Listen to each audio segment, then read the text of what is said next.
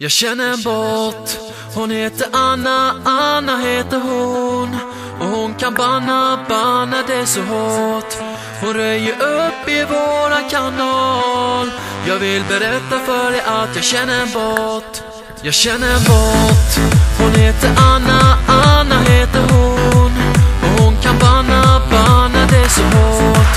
Hon röjer upp i våran kanal. Jag vill berätta för dig att jag känner en bot som alltid vaktar alla som är här och som ser till att vi blir utan besvär. Det finns ingen takeover som lyckas. Kom ihåg att det är jag som känner en bot.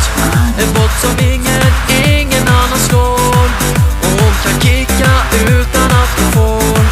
Hon gör sig av med alla som spammar. Ja, ingen kan slå våran bot.